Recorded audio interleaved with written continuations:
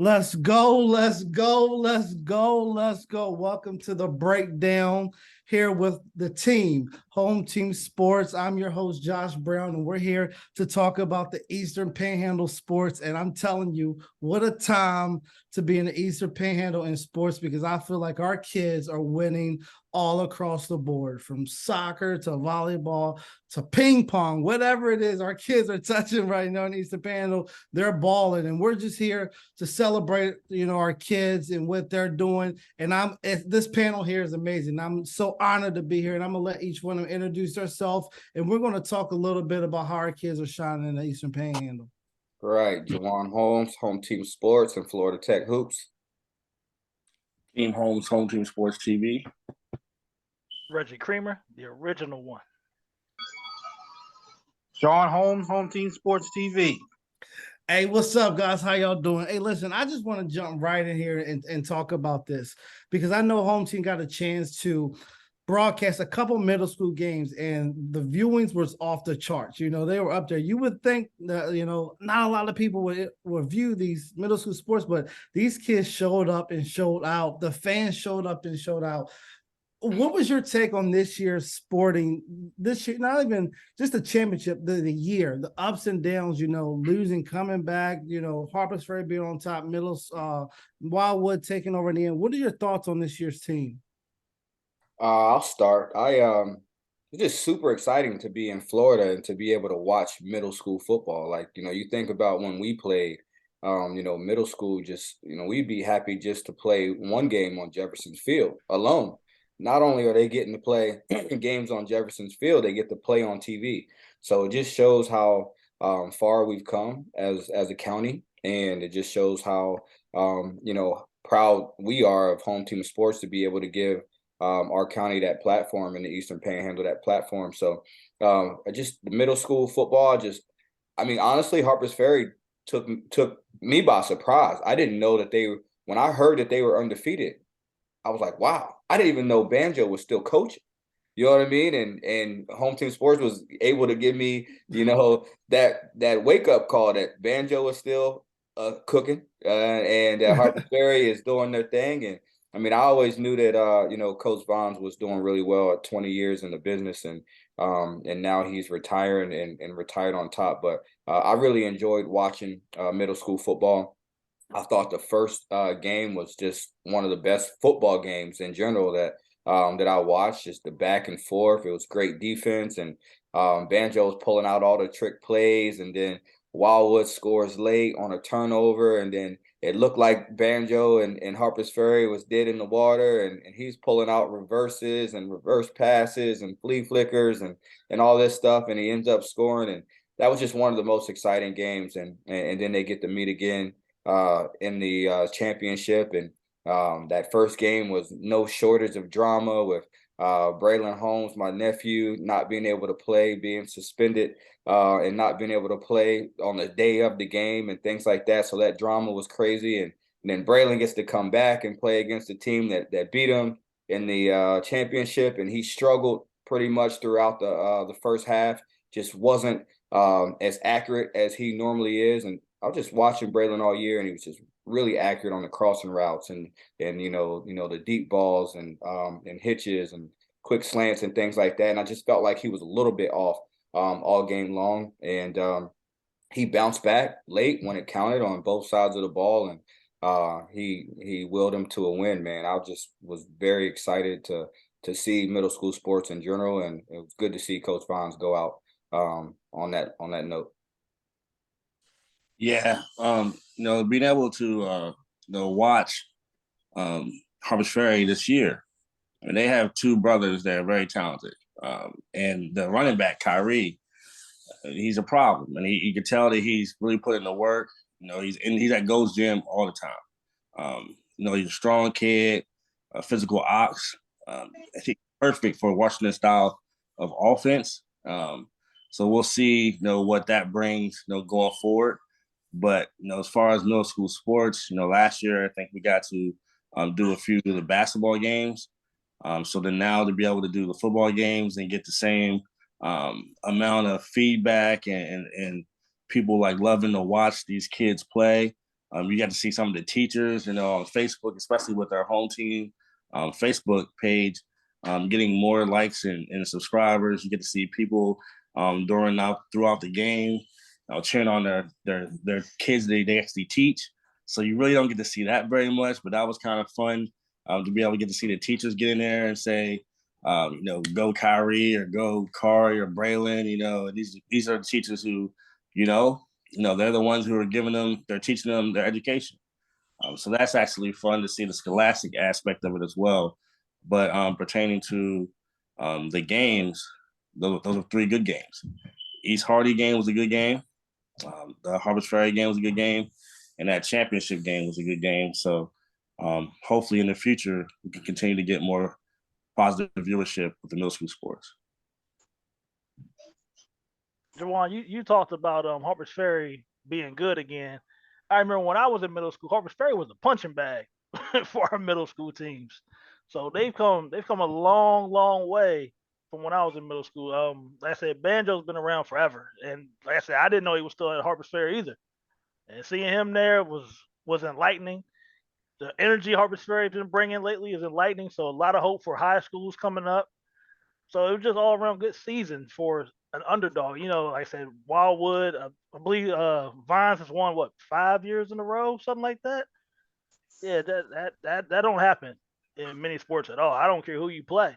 There's always time for an upset. So that just the middle school is on the up and coming. Jefferson got a lot to look forward to as they continue their run, which we'll get into a little later here in this segment. And the thing about it, Ray, to kind of cherry pick off of that, actually going into the season, Harvest Ferry was the team that all the coaches picked to actually win the championship. They felt like it was going to be a down year for Wildwood, losing so many kids. So I think that's kind of what also made this year a little bit more exciting for Vines because he actually didn't have more talent than everybody else this year. You know, this year's team, it was kind of, on par with everyone else.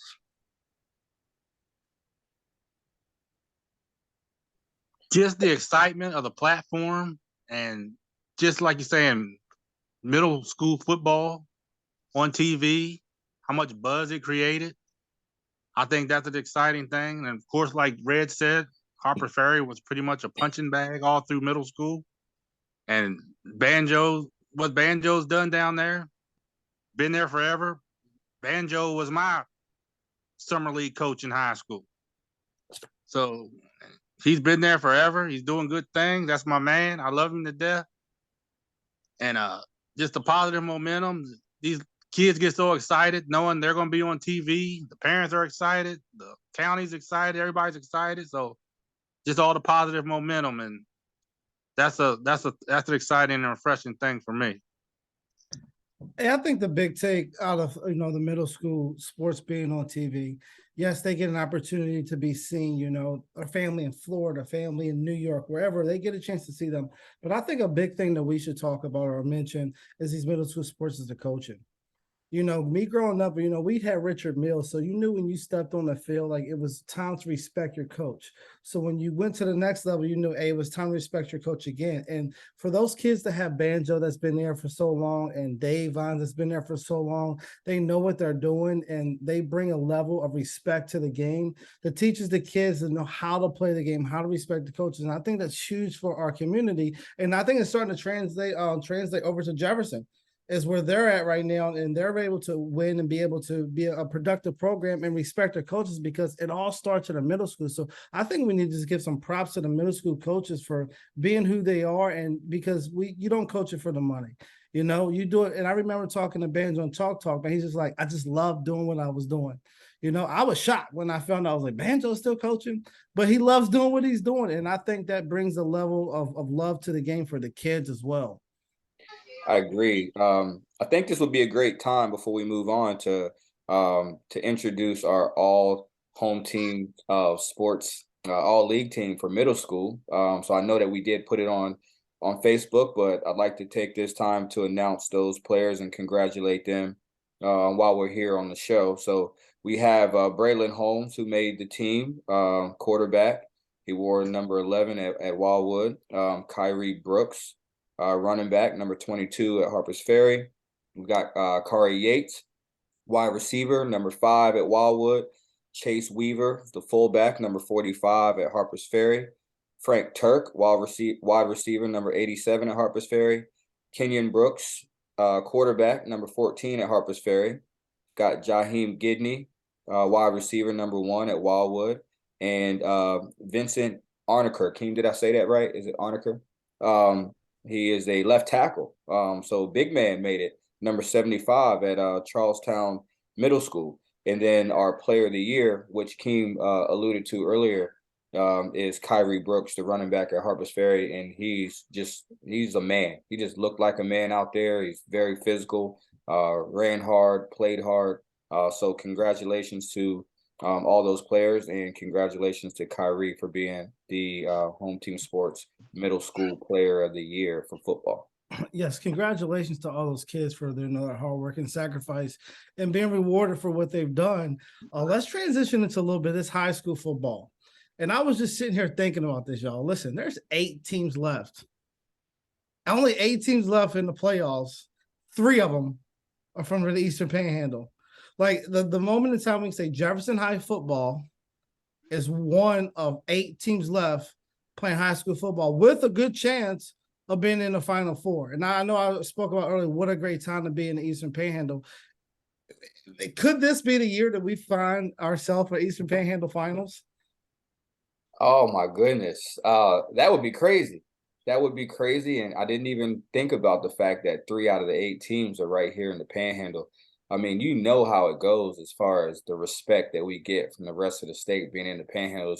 We just don't get a lot of respect around the state, and it feels good to have 3 out of the 8 teams left. And to be totally honest, I watched that Musselman versus Martinsburg game, and it was a very close game up until that third quarter. I mean, I think Musselman actually had a chance to take the lead in the third quarter, and there was a drop touchdown pass that would have given them the lead in the third quarter.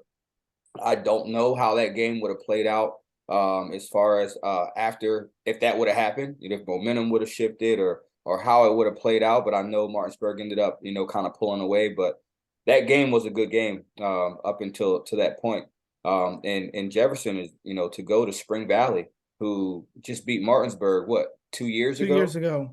And to go to Spring Valley and to play that type of game against that type of team, because you always talk about Spring Valley and how they're physical and they love to run the ball. I mean, when I watched them play Martinsburg, they might have passed the ball maybe 2 or 3 times the whole entire game. Yeah. And they just ran the ball. And for Jefferson to go to their home field and to play in the rain, in the mud, in their style of play, and still put up 35 points against them and only give up 14 points.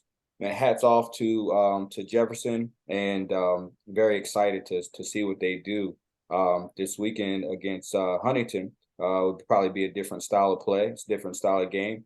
In Martinsburg, we know what we come to expect from them as they take on Bridgeport at home, right? And who's Musselman got this week? Musselman has Parkersburg, number 1 team on the road. They play Friday night at 7:30. Oh man, well, listen, a real good game. I love Coach Thomas, man. Like when I was doing the Chalk Talks, I got to know a lot of coaches around the area, and Coach Thomas is just one of those guys with an infectious personality. Everybody wanted to know what Fleet meant, and he was so happy to be able to tell us what it meant and to get that out there. And I just really, really like him as a person, as a coach. I love what he's done with that team. And if anybody can go in there and pull the upset off, it's definitely Musselman, because they've been doing the unthinkable all year long, and they believe. So it's very possible that we get a all Panhandle final this year. Let's give that shout out to say Coach Thomas. When he made the change and put Ray Adamas back at running back, it threw Willing Park off. The first time they played him, they had Ray at wide receiver. This time they played him, they had him at running back, and they gave him the ball a lot more.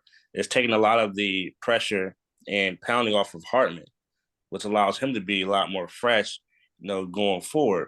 Whereas at first, Hartman was running the ball 20, 25 times, passing the ball 15 to 20 times. So he was taking a lot of pounding. Putting Adamas there now allows them to now you have a two-headed monster. You have your physical Blake. Yeah. Was it Braden Hartman? I apologize if I say it incorrectly, but Braden Hartman at quarterback. And you have Ray Adamas playing running back and out in a Debo Samuels type role. I mean, and it caused a lot of major issues for Willing Park, because Willing Park, the first game, I think it was a pretty convincing win that they had over Musselman the first time. So for Musselman to get them at home and take care of business, I like him going to Parkersburg South. And then speaking about Jefferson, I noticed the change in philosophy that Craig had when he made that switch to Herrick. Their style became more of a playoff style. Like when the weather got cold, they were able to stop the run. They began to run the ball better, and it gave Dylan a little bit more time to adjust the passing game. And then now that he's comfortable as a quarterback, and you're running the ball with Toole and Roper, and you're stopping the run, because like Juwan said, that game was set up for Spring Valley to be able to do what they wanted to do. Because last year, if you remember, Martinsburg went to Spring Valley and they played them on similar conditions on that field. And Martinsburg struggled and they lost. And then Martinsburg played Spring Valley again on their field in good conditions and they punished them. But Jefferson went there and played Spring Valley at their home in their field conditions and dominated them. So that is a testament to the kids buying into the philosophy of what Craig implemented. They're buying into the weight room because they're a lot more physical than they usually are, and they feel real confident. They feel real confident going to Huntington this week, and competing and seeing what's going to happen. Martinsburg, this isn't the best Bridgeport team, but everybody knows what Bridgeport brings. They ran for 450 yards last week. Bridgeport is going to come. They're going to bring it. But I see Martinsburg handling them like they did last year. This isn't Bridgeport's one of their better teams. I think they have 2 or 3 losses this year. But, any given day, you never know what's going to happen. So hopefully all 3 of those teams can win and we can get that all EPAC championship in Wheeling. It'd be nice to have an all EPAC. But speaking about Spring Valley, they're a team that's built to go up early and just keep the ball away from you. I thought they was going to honestly punish Jefferson because of the conditions. But once I seen Jefferson score first, I was like, Spring Valley's going to be in trouble because they're not a team that can score in bunches. Like this Bridgeport team about to play Martinsburg, they're not a team that scores in bunches, but they can get up 14, 13, nothing. They can keep the ball away for a long, long time, which takes away from what teams like Jefferson and Martinsburg want to do. They want to get up score high 40s if they can. And that Musselman team, they were surprising. I thought they was going to take an L on the head like they just did, but coming out against William, they came out strong, came out physical, got the ball away, did what they wanted to do. It seemed like all these coaches had some tricks up their sleeve they didn't show throughout the season. It seemed like everybody had a little I think Jefferson and Keyshawn had a nice screen pass 70 yards off the rip, and I was like, man, I haven't seen this in a couple games. So it seems like people have some stuff in their back pocket just for states this year, which is smart. So hopefully, games Friday, Saturday. Hopefully we'll see what's going on. And that, let's say, for Jefferson to go back another 6 hours to Huntington, that might be a little wear and tear on the legs. But Huntington's field is a lot better than Spring Valley's. I mean, I can tell you that. So we'll probably see a good high scoring game. That Huntington, I believe Huntington lost to Spring Valley earlier this year or played them real close. Something like that I was checking out, but we'll see what goes on. I think going down to Spring Valley's a power. And to go down there and beat them on their field in their conditions says a lot. It'll give them a lot of momentum going back down to Huntington. It'll be more of a different game. Huntington, I don't think Spring Valley was ready for Jefferson's speed at all.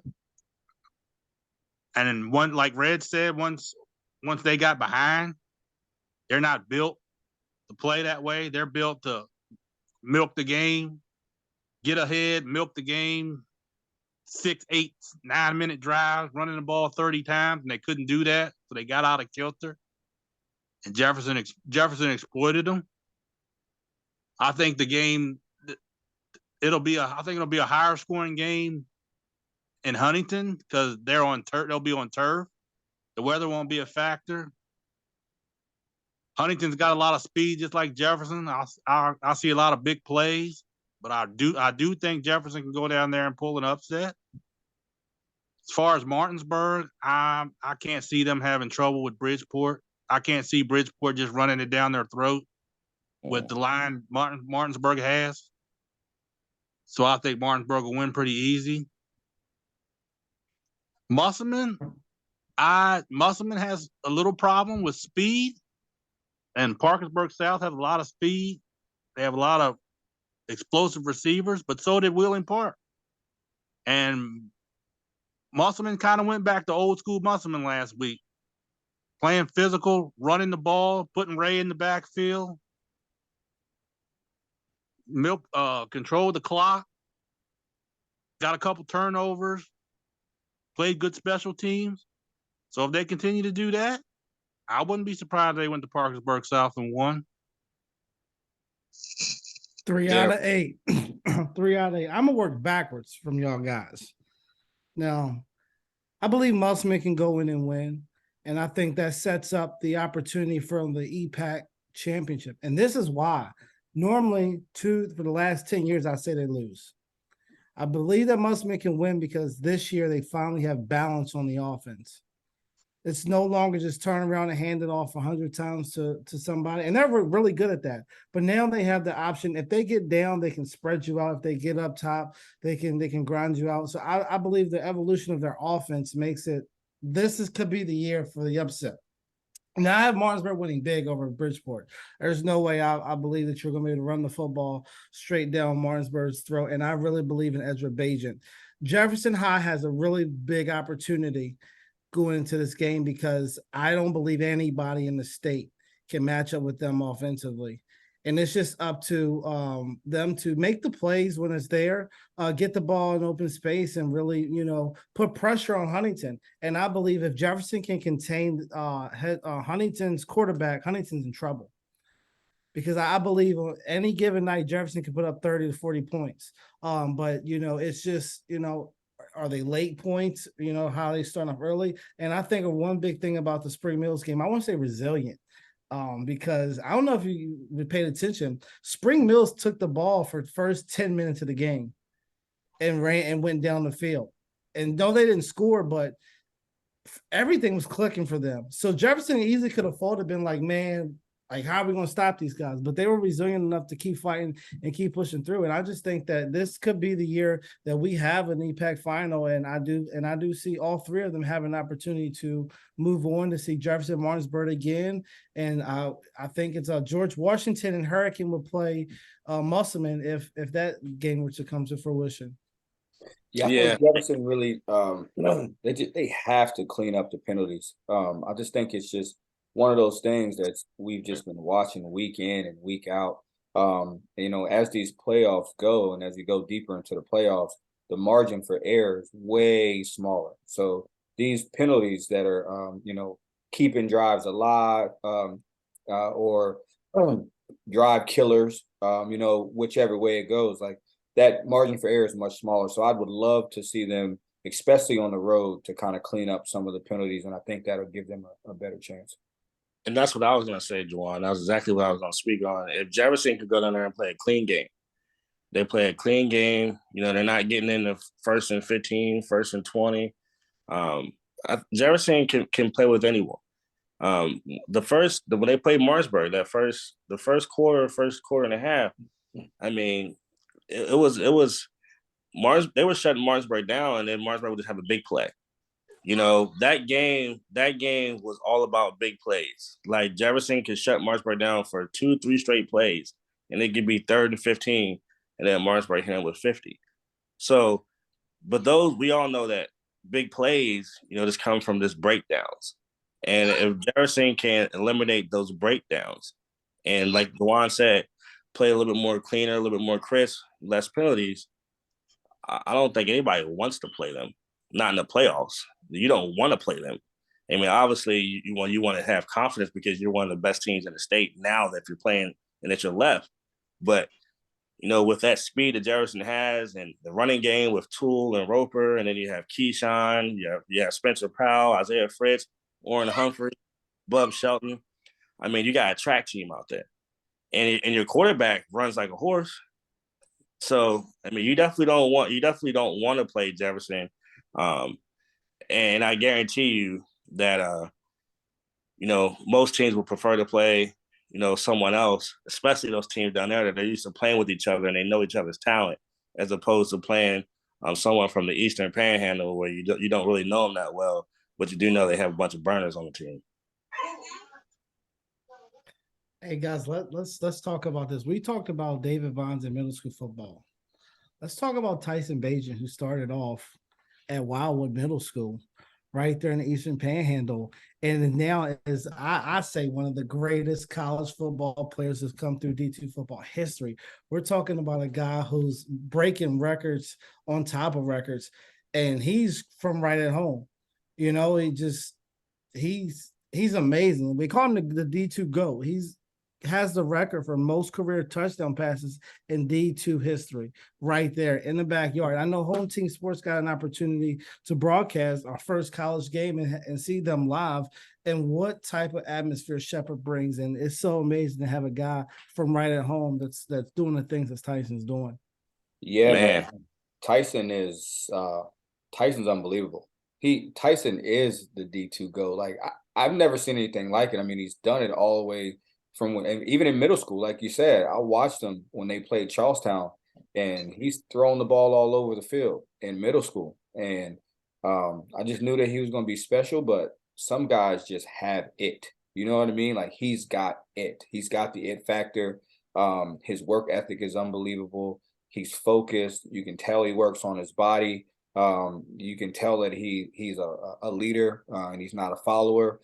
So, he's not going to get distracted. And his confidence level is through the roof. And I don't know where he gets that from, all that confidence, but for some reason he's just super confident. It's just and honestly, he's got, 147 touchdowns or 149 touchdowns to break the record. He threw 2 more on Saturday.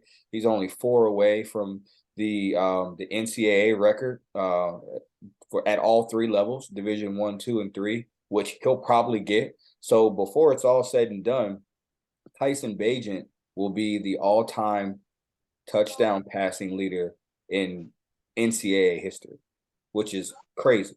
And, I was talking to Travis, and he was just talking about all the teams that have confirmed to be at his pro day. Like, he's going to have pretty much almost every team at his pro day. And why wouldn't an NFL team want Tyson Bagent? The type of person that he is, the way that his work ethic, the way he throws the ball, the way he manages the game. And he's a high character person. And I know that matters when, they go to these pro days, and then when they go to the combine, and, they're putting, they're nitpicking every little thing, your character, your schooling, your grades, and different tests and things like that. He literally, to me, he checks all the boxes. So I told Travis, it's not even about if to me. It's about when. Like, where's he going to go? Where's he going to go? What team's going to pick him? So I'm excited to be able to cover, and document some of the things, even behind the scenes, not even just the game, but, his work ethic in the weight room, and him off the field. And he just got invited to the Reese's Senior Bowl, which got a personal invite to where they had a representative fly in and come to practice and personally invite him to the Senior Bowl, which I don't know has ever happened for a Division II player. And then you got a representative of walk-ons, Drew Brees' sports bar. He's got 50 locations, and they offered him an NIL deal right there. The kid's special, man. And, we're just excited to be able to see it happen. And you got to embrace it, because honestly, you don't know when Tyson's last college game is going to be. It's almost like people when they watch LeBron James. I know LeBron has, it's a hate him or love him, but when he's gone, you know what I mean? You have to respect what he's done for the game. And this is the same with Tyson Bagent. Like, you have to respect and just really take it all in for what he does in the game of football at that position at Shepherd University. 151 tutties, another 11 on the ground, and I'm looking here. It looks like he's thrown for 15,727 yards. That's in 4 years. That's in 4 years, man. And he doesn't throw that many interceptions either. Like, you know what I mean? So he's throwing the ball 40, 50 times a game. And you'll look at his stats and he'll have like 5 touchdowns and no interceptions. Like all the time. Like it's not something that just happens, once every couple games. No, he's literally throwing 50 times a game, throwing 4 to 5 touchdowns a game and no interceptions. It's literally unbelievable. Yeah, and luckily today, we were blessed with the opportunity to be able to go see him work out for that Kansas City Chiefs scout. And the crazy thing was the scout was telling us what he was looking for. And obviously, it's the intangibles, the accuracy, footwork, stuff like that. But his main thing was how coachable is a kid if I tell them to do something differently than they're used to doing. Are they open to making that change, or are they going to fight me on it? And we got to see that today when the scout was trying to implement a couple things that he felt like would take Tyson to the next level. And Tyson stayed 20 minutes after the workout ended and was working on exactly what that scout said. 20 minutes. And if he made a mistake, you could he was frustrated. He was like, just give me the ball back. And he was just ready to do it again. And for being a father of a kid who wants to play the quarterback position, like for him to watch and see that, like he got to see what that next level is. Because what the scout said was a lot of people, especially someone at Tyson's level, they're already up here, but they don't realize there's another ceiling that he can get to. And he was like, this kid gets it. He wants to bust through the roof. There is no ceiling for Tyson Bagent. He wants to bust through the roof. And watching how the ball came out of his hands today, the zip on his passes, the accuracy, like Juwan said, the way that he takes care of his body, like the way that he, he's built, man, this kid can go from, you never know where he's going to get drafted. Like, you don't know. Like this, man, watching it today, it was really like watching. It was like really watching like a pro quarterback. You know he's a pro quarterback, and he might not get the chance to start immediately, but I'm not going to be shocked in 2 to 3 years he's starting quarterback for somebody. Gets a good shot at it. One more stat I seen: he is 243 yards away from breaking the D2 career passing record as well. So he'll break that the first half Saturday. he's on the verge of breaking everything D2. He's gonna own every D2 record, period. Yeah, man, it's unbelievable. That's unbelievable. Oh shoot! The first half, he's gonna break that joint. And he just might. And listen, he'll probably be close. Home Team Sports will have Harry Brown on the sidelines covering all the record-breaking details and plays, and we cannot wait to see that. And I say that, and I'm not jokingly, because I remember when I had Ernie McCook on for Chalk Talk, and I don't know if you guys remember, they played Cal PA, and I thought it was the dumbest play ever that they didn't go kick the field goal, that they went out there on 4th down. And what he said was, no matter what, Tyson Bagent is the hardest working player he's ever been around.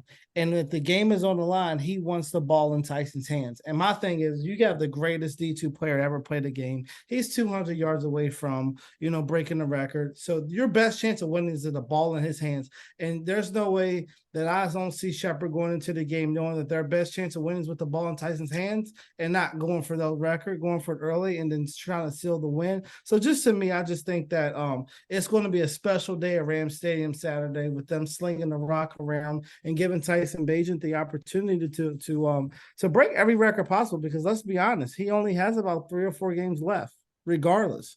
So let him go out on a bag and trust that your best player is going to make the best plays. I totally championship agree. game. I know he had a couple big plays last year. Was it last year? A couple Hail Marys, a couple Yeah. tight throws to Yeah, get them man. to make them advance. So this would be the year to go out with a huge bang. Yeah.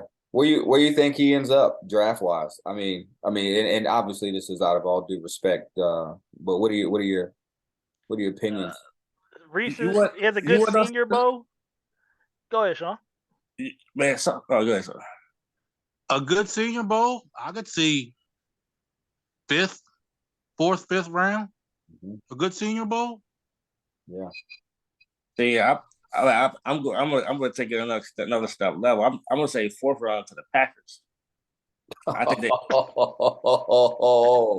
I'm going to say fourth round to the Packers. I can see them. I can see them trade Jordan Love. Man, he Give don't want to Aaron be. Rodgers like 2 more He years. don't want to be in that quarterback room with no Aaron Rodgers.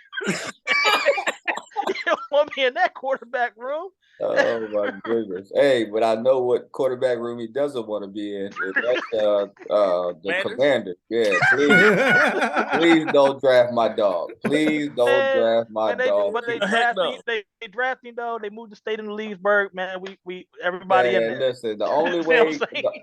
the only way I James want Snyder got Tyson some Bagent, too. only way I want Tyson Bagent going to DC is if Jeff Bezos and Jay-Z take over that team. Other than that, don't call my dog name.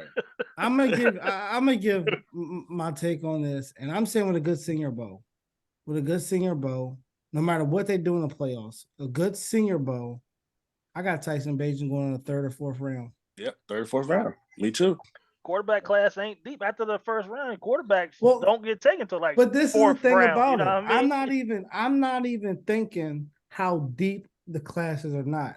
I'm thinking about when you put the film on and you watch him for 4 years. I remember when he was first at Shepherd, it was dink and dunk to the tight end, hit the back in the flat. He has literally grown over the entirety of his 4 years to where I just believe that he's a top rated quarterback in the country, no matter what division it is. And just to me, I just feel like you got some guys that you got some D2 guys that go in the fourth round, some cornerbacks go out and run a 4.240. What's the difference between the cornerback running the 4.240 going in the fourth round and Tyson Bagent, who was the best D2 quarterback we've ever seen go into the third round? I just believe that he has a chance to bring a mighty wave in through the NFL through the draft for the first time ever for somebody I know coming out of PSAC, which to me is the best conference in D2 football. You know what? That you gotta realize too, like the intangibles that he has on top of what he does on the field. This guy is a workout junkie, but he's also a film junkie. Yeah. When I commentated with Sammy said that his scouting reports that he got from Tyson were so detailed.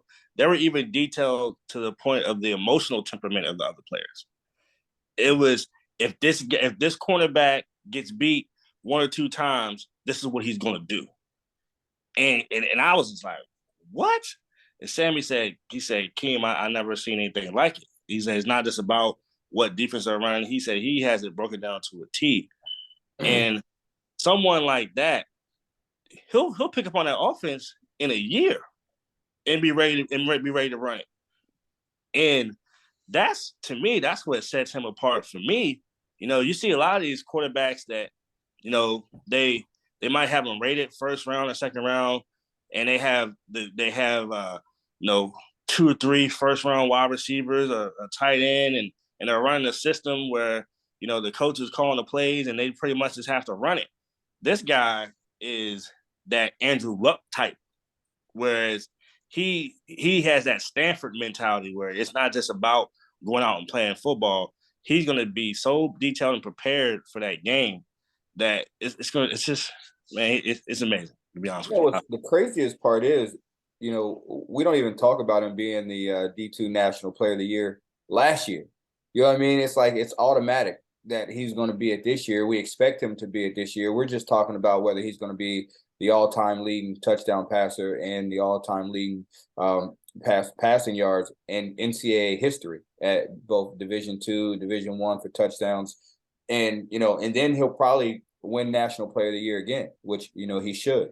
So it's I would like to know how many times somebody's won it back to back in D2. Yeah. I know I know why there was a wide receiver from maybe it's at Northwest Missouri or when they had a little run, they were winning the national D2 championship in basketball and football. They actually had a national player of the year for both sports. I don't know if he did it twice, but he was a stud athlete. But it's just a different level with Tyson Bates. I guess we could sit and talk about Tyson all night long. Yeah. So But I know I I just heard the word basketball come up. So let's talk a little bit about the hoop season coming into play.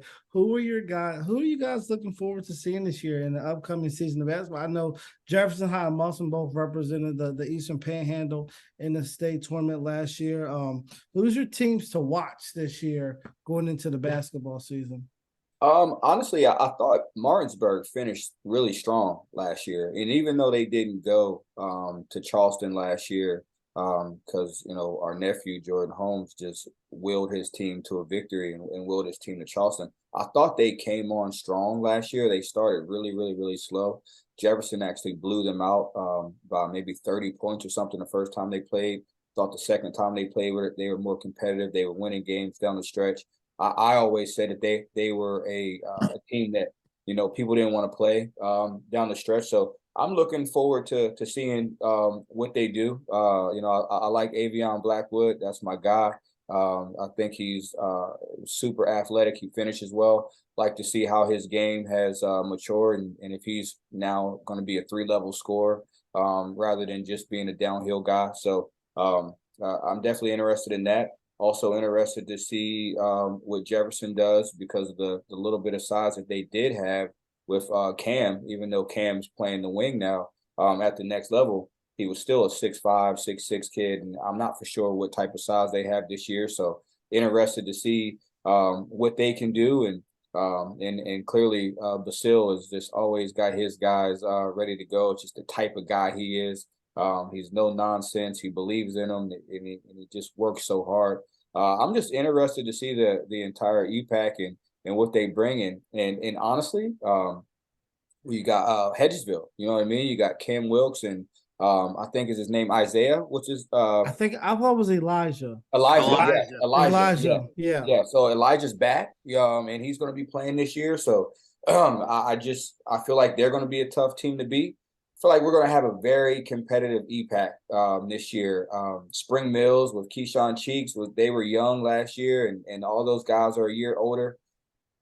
I'm excited. And I know y'all going to be mad at me when you see the schedule because there's going to be a ton of games on there, and I'm just going to have to figure out how to get a schedule because I want to watch every last one of them. Yeah, my team to watch is Hedgesville. The senior laden, you got Cam Wilkes, you got Elijah King, you got Xavier Kirk, you got Christian Bulldog. Those dudes are loaded. Yeah, man. And I like Christian too. And that's my team to watch. Obviously, Jefferson, coming off of being 23-1, they're going to have everybody's best shot and everybody's attention. But Hedgesville is that sleeper team that, everybody's talking about Jefferson and Spring Mills. But I think Hedgesville is that team to watch. So that's who I'm highly interested in seeing to play, especially being seniors, a little bit more seasoned. I know Elijah's going to be hungry after having set out last year, but seeing how they gel together, because obviously, you can have all the talent in the world, but you got to gel together. But I just got a feeling Kelly is going to make sure that happens. Spring Mills, obviously, they're loaded and they're young. Keyshawn came off last year in his freshman year, came off, and took the EPAC by storm. They slowed down a little bit towards the end, and I think they lost in the first round to Martinsburg. But they're definitely a team that's on the rise. And Jamari Jenkins, Jamari had an amazing summer, and he did great at camps. He got a D1 offer to Stony Brook.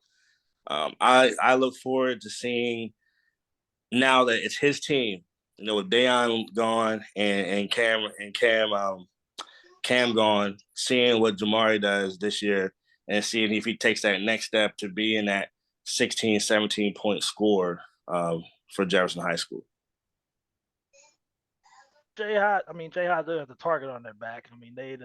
They were the champs down this area. They was running through people. Well, everybody except Musselman, who always kept it close somehow, which But Jefferson wants to get into a track meet. Then you got the two guards and Jenkins and Gladden, the two running mates who got a chance to be special this year, like Garland and Mitchell do in the Cleveland. They got a real chance to be special. So, like I said, I mean, a lot of teams to watch, like you said, Spring Mills, Martinsburg. I mean, Washington, they played tough last year. A lot of teams. I mean, they had a rough season, but they played tough. So you can keep it competitive. They got a shot, but it's still the team to watch at Jefferson in this area. And this whole little thing is still Jefferson. It's still Jefferson's. They still got a track meet, and from what I've been heard, what they lost, they got a little help from a couple players that haven't played in a while coming to help out this year. So they're gonna be interesting to watch. I think it's going to be a lot more even. I don't see a big gap between any of the teams really. I I think, like Keem said, a team to watch is Hedgesville. I think Hedgesville will be able. I think they'll play a little faster. They'll have a lot better. They'll have a lot more athletes with Christian and Javin Wilmer or Tay Wilmer and Elijah coming back and Cam Wilkes. They got Stephon Barclay transferred from Martinsburg. He's going to Hedgesville. They still got the big Eli Faircloth in the middle. I think if that's a big if they play a little faster, they're going to be tough to beat. Of course, Jefferson's Jefferson with Gladney and Jamari. Spring Mills will be tough. I love Caleb Thomas from Spring Mills. I think he's one of the best players of the EPAC. I said it last year. Everybody talked about Keyshawn and well-deserved. But I think Caleb Thomas is their best player, overall player. I love his game. Musselman's a Musselman. They're going to play tough. They're going to defend. They're going to grind. Now losing Troy for a couple months is going to really hurt. So that may be a problem until he gets back. But like I said, I don't think it's not a big. It's Martinsburg is Martinsburg. You're still going to have to beat them. They're still going to be around. They still got Avion. They'll have Aiden Jackson. But like I said, it'll be a lot more even. It's not. I think Jefferson's the best team, but I don't think the gap is as big as maybe as it was last year between Jefferson and everyone else. I think, like Jawan said, I thought going into last year. I mean, last year was like, what's happened to Martinsburg? But it was a testament to their team over through the year. I think they got really good. So I think they're going to be a team to watch. Of course, me being an alumni, home team sports Eastern Panhandle. Listen, man, I'm J-Hod till I die, and and it's just like their guard play is going to be so good. You win and lose ball games, and especially in March with the guard play. But I mean, listen, man, it hurts me to say this, but I think by the end of the year, Hedgesville will be the team to beat.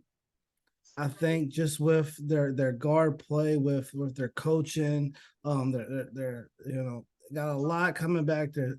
Man, just Coach Church is excited about his team this year. And I'm gonna say that, and I just think this over as the time goes on, that Hedgesville may sneak up to be the team to beat. But I'm just gonna throw this prediction. I have Hedgesville and Jefferson representing the Eastern Panhandle in the state tournament this year. Yeah, I mean, that's not a bad prediction at all. Yeah, not a bad prediction. Let's talk about the women, or the girls. And you got my man Rasan Edwards is now the head coach at Washington High School. And so now we get to see him and Smitty go head to head as Jefferson and Washington play. I got that game circled on the calendar. We will definitely be covering both of those games on HCS TV. You got Mary and over at Washington and Lexi, and so he's got some pieces over there, and they're young. And of course, Damon has Justice coming back, and they got Big Livy. She is just a beast in the paint. And she's got some college looks and things like that. So you just can't teach her size.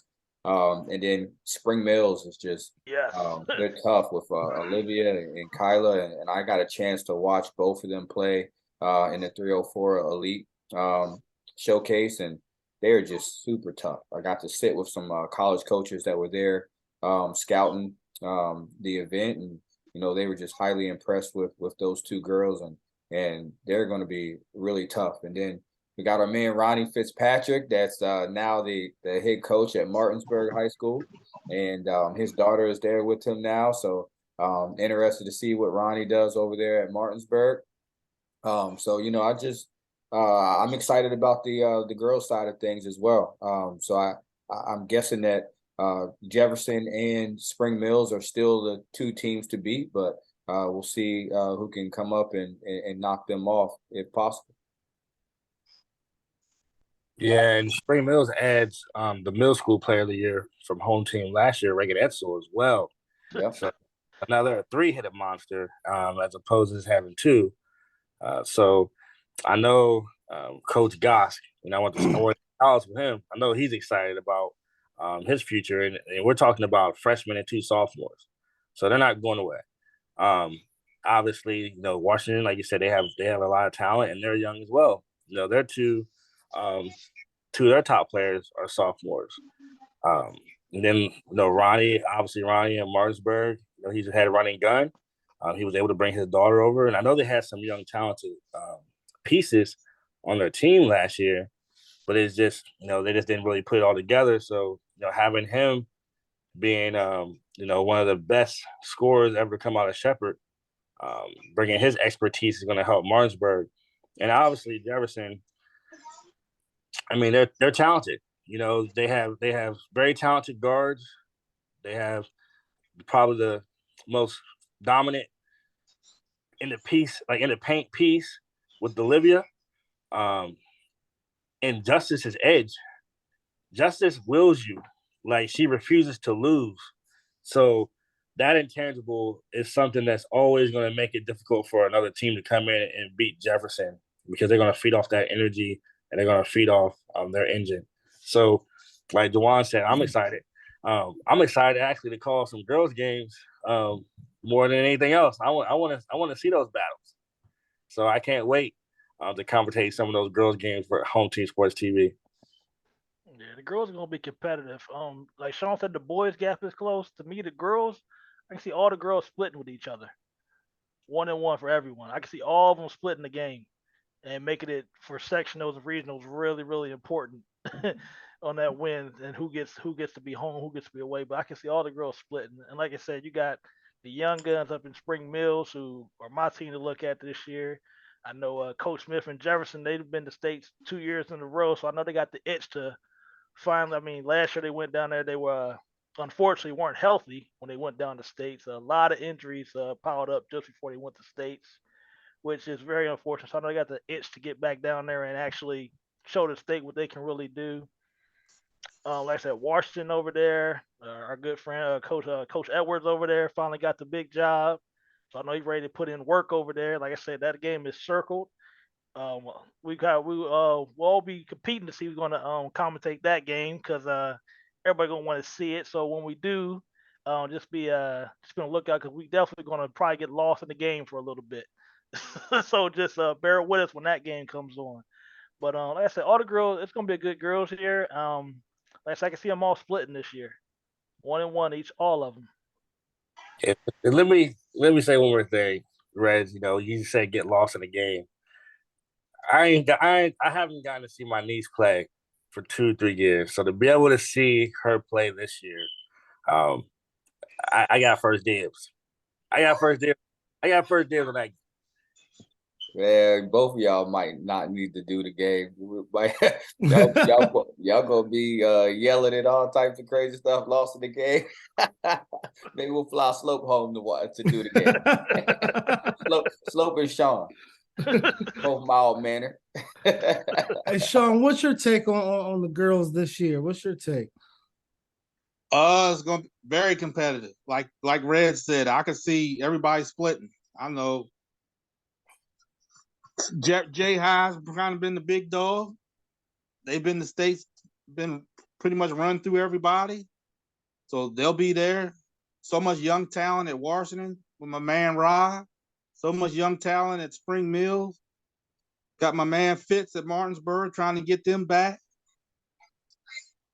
Musselman, they'll be young they got some pieces coming. I think they may be a year or two away, but it's gonna be it's gonna be competitive.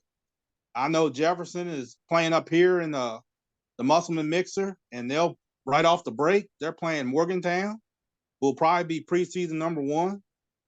So we're gonna see where they're at real quick. I know Smitty gonna have them ready. But like Red said, it's gonna be tight. Like I said, it could be everybody splits 1-1. Well, I think it sounds like everybody on here agrees that it may be a split. But my thing, just sitting here listening, is how good is it for the Eastern Panel to have all these coaches? Like being able to to go against, the kids get to go against each other, but the coaches get to coach against somebody and look forward to it because everybody's bringing something to the table that's deserving for the job. So I just think it's huge for women's sports that they get the best of the best there with them to guide them on to the next level. You guys mentioned there's a couple of great athletes around there, but I think for the first time, man, this is a solid level of coaches that's been placed around them to have the best showing for the Eastern Panhandle going into this year. Totally agree. Well, as we get ready to close, the fall season is coming to an end, and the Eastern Panhandle has had some excellent outcomes this year. And let's just, give a shout out to Spring Mills boys soccer was a state runner-up this year. And we got Musselman women's volleyball winning the state title this year, bringing another title to the Eastern Panhandle. So we just here at Home Team Sports want to give a shout out to those teams that are doing what they're doing, and hopefully they can continue their success into next year. And let's just hope that, the football teams, let's push again to get this Eastern Panhandle finals in football. Anything you guys got to end out with, just for the kids, for the viewers, Eastern Panhandle, any last words, for anybody? Yeah, I do. I wanted to shout out the home team all league volleyball team. I know we did football, so I wanted to shout them out. Della Brown, Kaylee Robinson, Addison Sloan, Christina Duran, Isabella Jacob. I'm sorry if I pronounced your name wrong. Lily Garris, Logan Stewart, Sophia Tuzio, Jersey Rumel, Olivia Mercer, Sophia Lowe, Kelsey Willis, Lindsay Wick, Mackenzie Stovall, Madison Madden or Maiden, and Isla Barstovich. I apologize if I butchered that name. I didn't. I apologize, but shout out to you. She was a hitter at Harpers Ferry Middle School. And you can message me and let me know how to pronounce your name so I don't do that again. But congratulations to you ladies as well. Hey, I think one last shout out we need to give to because hey, listen, Home Team Sport brought the cheerleading competition. Yes. to town, and just a best of luck to Jefferson and Martinsburg as they travel down the state to try to bring a state title home, back to Eastern Panhandle as well. Yeah, Slope, I'm glad you brought that up because that was some of the most fun that I've experienced HTS TV. I literally enjoyed the EPAC. I enjoyed watching the Matt Talks. Chris Morris did a great job with all those coaches. I was on the edge of my seat for both the EPAC and the regionals. Thank you, Spring Mills and Musselman, for allowing us to do it. And I thought that the piece that we did on Martinsburg Cheer, the Road to States, was amazing. I thought they did a great job. We are going to do another feature on both Martinsburg and Jefferson before they head to state. So we got those two pieces coming out. And the cheer world is awesome. It's super intense. They take it very, very seriously. And I'm glad that we were able to give them the platform that they deserve, for sure. Yeah, and I Juwan, when you brought up the cheerleading competition, and you were so adamant about it, I was like, man, why is this guy so adamant about it? And as soon as that first competition, I said, man, I get it. Like it's live. I have never seen the community so engaged. Mm-hmm. So many shares, so many likes, so much appreciation for home team sports to show them that love and give them that platform. As we speak about exposure, sometimes it does get lost that cheerleading is a sport as well. And to be able to give them that platform and also show them appreciation because they spend their time cheering for others. And it's time for us to start cheering for them. Yeah, absolutely. And I think that was awesome. So definitely a big shout out to Juwan for coming up with that innovative idea. Also want to shout out Hedgesville Volleyball. Hedgesville Volleyball got to the Final Four as well. They definitely represented the EPAC. They were actually one of the top 2 teams in the state, the whole year. So shout out to them. Shout out to the Middle School Volleyball Players of the Year, Olivia Mercer and Kelsey Willis for getting the Player of the Year for that. And David Vines, to be able to go 20 years, win the championship the last 5 years, and to get the victory in the fashion that you got it. I think on your way out. Yeah, I think my son, said the resiliency that they showed that game because they didn't play their best ball, but they were able to pull it out, and they wanted it for him. And seeing his excitement, he had to wear sunglasses. He lost his voice. It's been a journey, especially with me and David. About middle school sports, and I was always a proponent of travel sports. But then to be able to have him coach my son the last 2 years, I'm definitely grateful for him. So I think that's something that I really want to shout out to him and good luck in his future as an AD.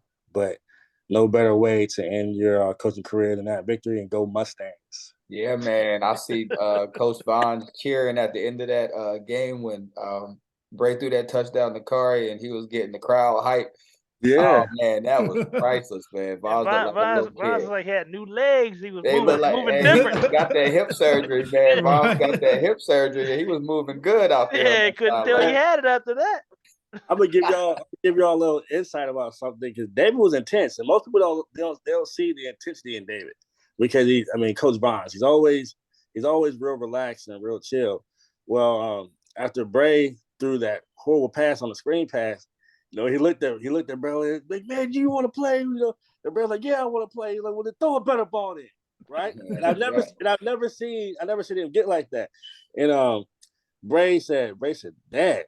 He said, man, Coach wasn't playing. I said, nah. I said, this is the championship game. You got to bring it. He said, yeah, well, I brought it at the end when it mattered. And I was like, yeah, no, that's resiliency. But most people don't know that side of Coach Vines. But he was lit. He was lit for that last game. You can tell that he really wanted it. So I was definitely happy that he got to end his career off, with that dub.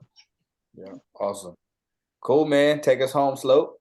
Hey, well, you know what I always say, man, here at Home Team Sports, we love to see our athletes shine both on and off the field. Thanks for stopping in with us, Jawan, Keem, Reggie, and Sean. Until next time, be here, check out the breakdown.